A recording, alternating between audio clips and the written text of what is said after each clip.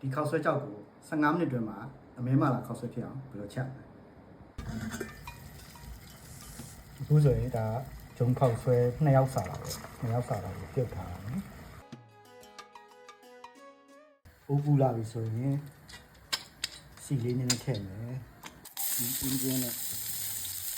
စက်ကြီးထည့်မယ်စက်ကြီးဝမ်းနေစားမယ်ဒါထည့်အခုဆိုမဲဒါသူစီလေးတာထွက်လာပြီဒီလူစီထမင်းစားဆုံးသစုံးစားတာပေါ့ဘယ်ငံပြကြီးထမင်းစားဆုံး2စုံးစားတော့ထည့်မယ်ဒီနေ့စားလေးနည်းနည်းထည့်မယ်စားကလက်ဖက်ရည်စုံးစားတော့ထည့်နည်းနည်းလေးမဲသားလေးနည်းနည်းနူးလာပြီနူးစားပြုတ်လာပြီဆိုရင်မွေးလေးမာလာမော့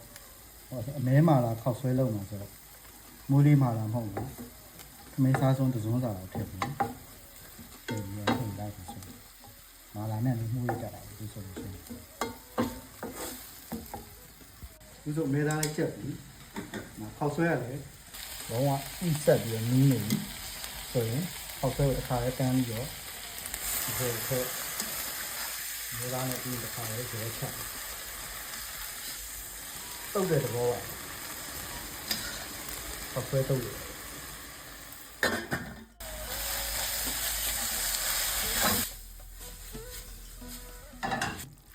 မဲမာလာခောက်ဆွဲရပြီ15မိနစ်တောင်ကြာ